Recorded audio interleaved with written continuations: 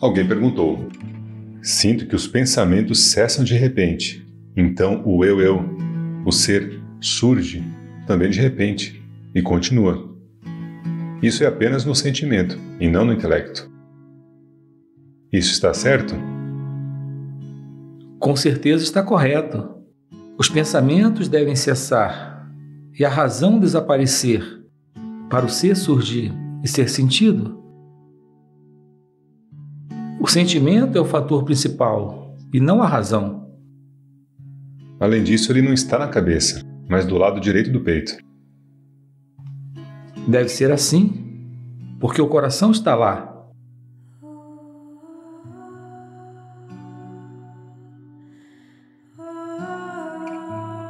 Quando eu olho para fora, ele desaparece. O que deve ser feito? Você deve se estabelecer nele firmemente. Se alguém se estabelece nele firmemente, as ações serão sempre certas? Elas devem ser. No entanto, essa pessoa não está preocupada com o certo ou o errado de suas ações. As ações dessa pessoa são de Deus e, portanto, devem estar certas. A senhora disse a um discípulo mais tarde: eu sinto as vibrações dele mais intensamente e sou capaz de alcançar o ser mais prontamente do que antes. Narasimha Swami, autor do livro Autorrealização, perguntou: quem sou eu? Como o eu deve ser encontrado? Faça a pergunta a si mesmo. O corpo e suas funções não são o eu. Indo mais fundo, a mente e suas funções não são o eu. O próximo passo leva à questão: de onde esses pensamentos surgem? Os pensamentos são espontâneos, superficiais ou analíticos. Eles operam no intelecto. Então, quem está ciente deles? A existência de pensamentos, suas concepções claras e suas operações tornam-se evidentes para o indivíduo. A análise leva à conclusão de que a individualidade da pessoa opera como percebedor da existência de pensamentos e sua sequência. Essa individualidade é o ego, ou como as pessoas dizem, eu. O intelecto é apenas o envoltório do eu, e não o eu em si. Inquirindo ainda mais, surgem as perguntas: quem é esse eu? De onde ele vem? O eu não estava consciente no sono. Simultaneamente com sua ascensão, o sono muda para o sonho ou vigília. Mas eu não estou preocupado com o sonho mesmo agora. Quem sou eu agora, no estado de vigília? Se eu me originei do sono, então o eu estava coberto de ignorância. Esse eu ignorante não pode ser o que as escrituras dizem ou os sábios afirmam.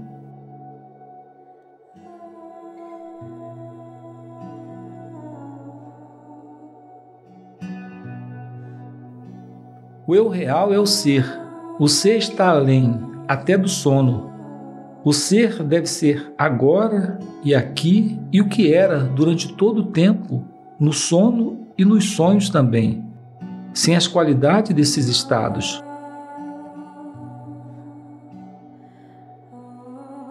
O ser deve, portanto, ser o substrato não qualificado subjacente a esses três estados.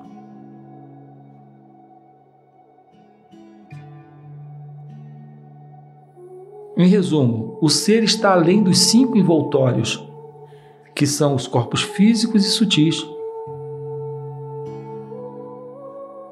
Quando tudo que é não eu é descartado, aquilo que sobra é o ser, Sat, Sit, Ananda.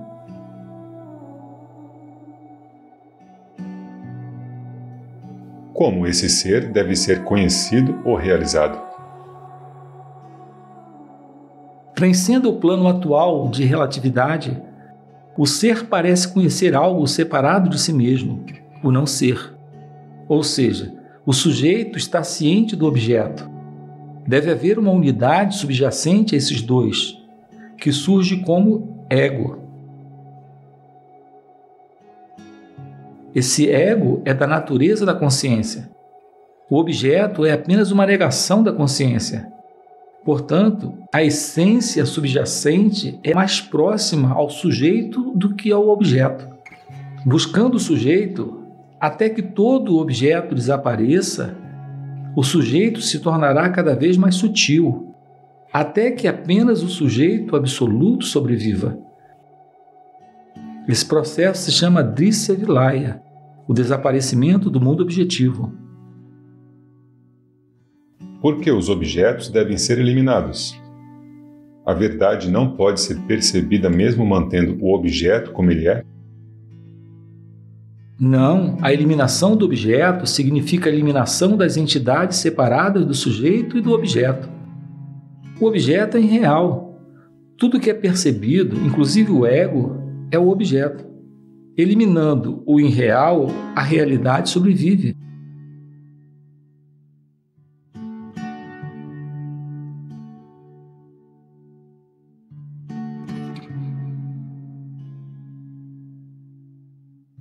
Quando uma corda é confundida com uma cobra, é suficiente remover a percepção errônea da cobra para a verdade ser revelada. Sem essa eliminação, a verdade não surgirá. Quando e como o desaparecimento do mundo objetivo é definitivo? Ele é definitivo quando o sujeito relativo, ou seja, a mente, é eliminado. A mente é o criador do sujeito e do objeto e é a causa da ideia dualista. Portanto, é a causa da noção errada do eu limitado e da miséria consequente dessa ideia errônea. O que é essa mente? A mente é uma forma de manifestação da vida. A força vital se manifesta como atividade vital e como fenômenos conscientes conhecidos como mente.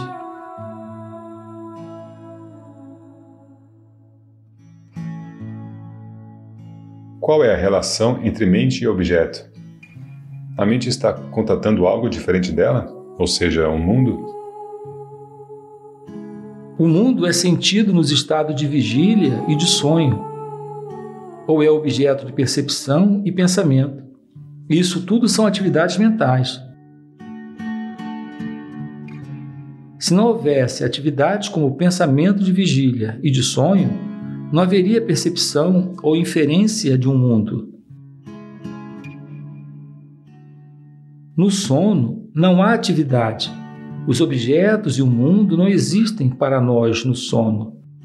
Portanto, a realidade do mundo pode ser criada pelo ego, por seu ato de imersão do sono. E essa realidade pode desaparecer quando o ego retorna ao sono. O surgimento e o desaparecimento do mundo são como a aranha produzindo uma teia fina e então a recolhendo. A aranha aqui subjaz a todos os três estados: vigília, sonho e sono.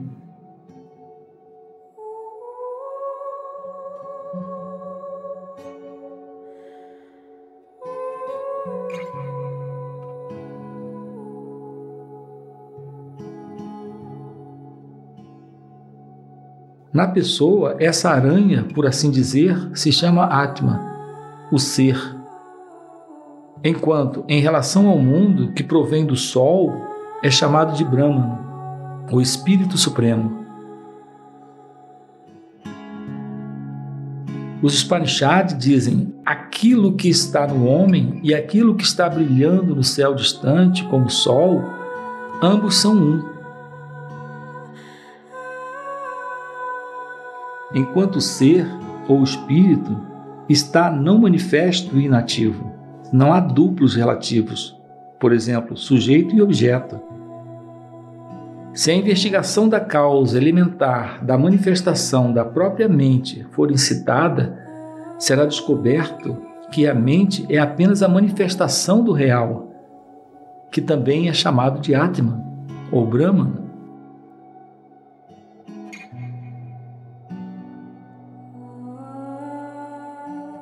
a mente é chamada de corpo sutil e Jiva é a alma individual. O Jiva é a essência do crescimento da individualidade, é a personalidade.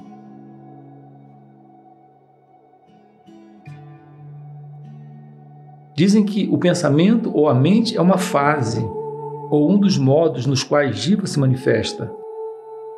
O estágio anterior a essa manifestação seria a vida vegetativa. Essa mente é sempre vista como relacionada a ou agindo sobre alguma não-mente ou matéria, e nunca sozinha. Portanto, a mente e a matéria coexistem. Como devemos descobrir a natureza da mente? Isso é, a causa fundamental e independente da qual ela é uma manifestação.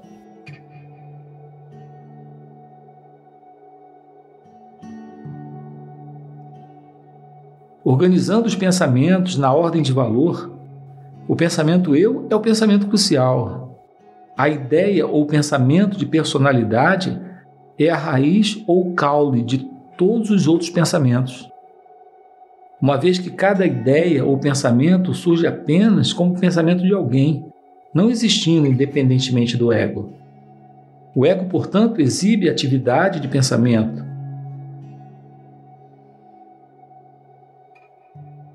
A segunda e a terceira pessoa não aparecem, exceto para a primeira pessoa. Portanto, elas surgem depois que a primeira pessoa aparece. Então, todas as três pessoas parecem surgir e desaparecer juntas. Rastreie, então, a derradeira causa do eu, ou personalidade. A ideia de eu surge apenas para um ego encarnado e deve estar relacionado a um corpo ou organismo. Ela tem um ponto no corpo ou uma relação especial com algum ponto específico, como a fala e o desejo sexual, que tem seu centro no cérebro. Similarmente, o eu tem algum centro no cérebro, no sangue ou nas vísceras. A vida pensamento concentra-se no cérebro, na medula espinhal, que por sua vez são alimentados pelo sangue que circula neles, levando alimento e ar devidamente misturados, que são transformados em matéria nervosa.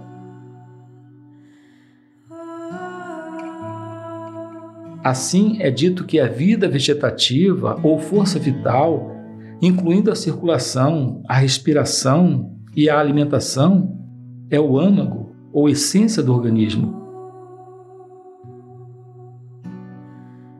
Portanto, a mente pode ser considerada como uma manifestação da força vital, que também pode ser concebida como residente no coração. Para a arte de eliminar a mente e alcançar o ser, existe um terreno neutro que não é a mente nem o ser? Ou a ausência de atividade mental necessariamente envolve autorrealização? Para o abhyasi ou praticante, existem dois estágios distintos. Existe sim um terreno neutro de sono, coma, desmaio, insanidade, entre outros, em que as operações mentais não existem, nem a consciência do ser prevalece. Como a mente deve ser eliminada? A mente é por natureza inquieta. Comece-a livrando-a de sua inquietação. Dê-lhe paz. Torne-a livre de distrações. Treine-a para olhar para dentro. Faça disso um hábito. Isso é feito ignorando o mundo externo e eliminando os obstáculos à paz mental.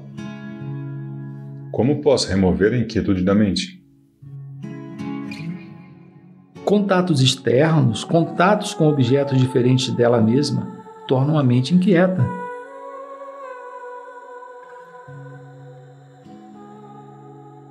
A perda de interesse no não ser é vairagya, é desapego. É o primeiro passo. Então vêm os hábitos de introspecção e concentração, caracterizados pelo controle dos sentidos, pela equanimidade, etc., terminando em samadhi. Como praticar esses hábitos?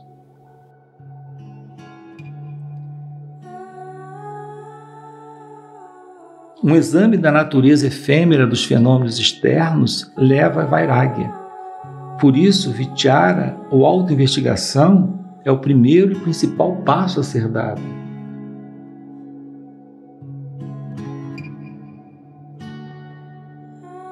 Quando vichara continua automaticamente, ele resulta em desprezo por riqueza, fama, conforto, prazer, etc. O pensamento eu torna-se mais claro para a inspeção. A fonte do eu é o coração, a meta final. Se, no entanto, o aspirante não é temperamentalmente apto para vichara marga, o caminho do autoconhecimento, ele deve desenvolver bhakti, devoção por um ideal. Pode ser Deus, o guru, a humanidade em geral, as leis éticas ou mesmo a ideia de beleza. Quando um deles toma posse do indivíduo, os outros apegos se tornam mais fracos, ou seja, o desapego se desenvolve. O apego ao ideal cresce e finalmente conquista o terreno. A concentração cresce simultaneamente. Na ausência de investigação e devoção, o sedativo natural, pranayama ou controle da respiração pode ser tentado. Esse caminho é conhecido como yoga marga. Se a vida está em perigo, todo o interesse se concentra em volta de um único ponto: a salvação da vida. Se a respiração for contida, a mente não pode se permitir saltar, e não salta, sobre os objetos externos. Assim, há descanso para a mente.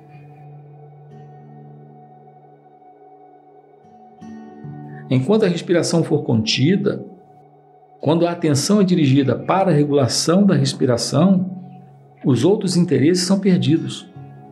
Observe que as paixões são acompanhadas de uma respiração irregular, enquanto a calma e a felicidade são acompanhadas por uma respiração lenta e regular.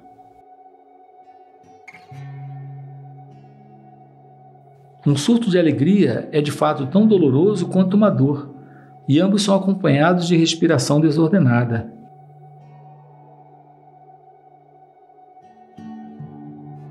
A paz real é a felicidade. Os prazeres não trazem felicidade.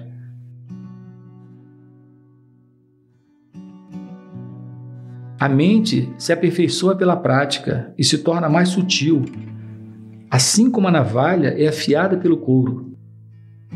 A mente, então, se torna mais capaz de resolver problemas internos ou externos.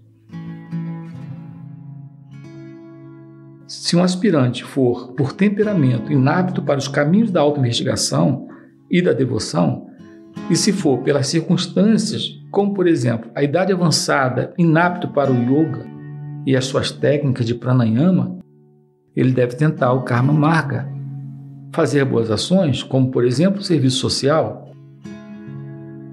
Os seus instintos mais nobres se tornam mais evidentes e ele deriva prazer impessoal. O ego assim tem a chance de expandir seu lado bom. Em seguida, o homem se torna devidamente equipado para um dos 3 caminhos mencionados anteriormente.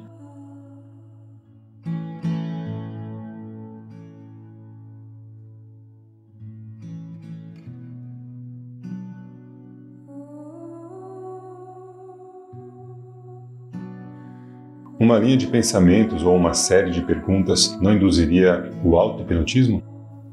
Não seria melhor reduzir o foco para observar o eu? Por outro lado, o eu é elementar, vagamente percebido, ilusório e não analisável. Sim, é realmente como olhar para o vácuo ou para um cristal ou luz extremamente brilhante. Como a mente pode ser fixada nesse ponto? Se a mente se distrair, faça prontamente a pergunta: para que esses pensamentos de distração surgem? Isso leva você prontamente de volta ao ponto, eu. Por quanto tempo a mente pode ser mantida no coração? O período se estende pela prática. O que acontece ao fim do período? A mente retorna ao estado normal atual. A unidade no coração é substituída pela variedade de fenômenos percebidos. Isso é chamado de mente extrovertida. A mente que vai para o coração é chamada de mente em repouso.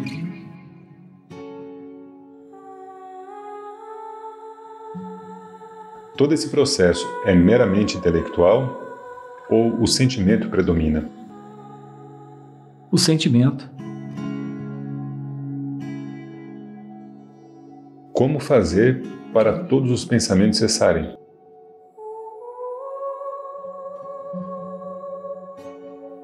Tenha força de vontade e muita fé na verdade do ensinamento do Mestre quanto a esse ponto. Qual é a vantagem desse método? A conquista da vontade, que leva ao desenvolvimento da concentração. A conquista das paixões, que leva ao desapego. E a maior prática de virtude, que traz equanimidade para com todos. Por que alguém deve adotar esse auto-hipnotismo, tentando pensar no que é impensável? Por que não adotar outros métodos como olhar para a luz, conter a respiração, ouvir música, ouvir sons internos ou repetir mantras? Olhar para a luz entorpece a mente e produz catalepsia, momentaneamente, mas não assegura nenhum benefício permanente. O controle da respiração amortece a vontade, também momentaneamente. Ouvir sons produz resultados semelhantes, a menos que o mantra seja sagrado e garanta o auxílio de um poder superior para purificar e elevar os pensamentos.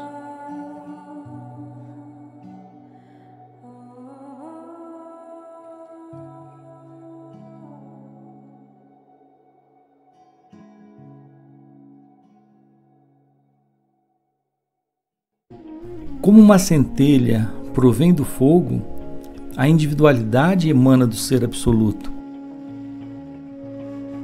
A centelha é chamada de ego.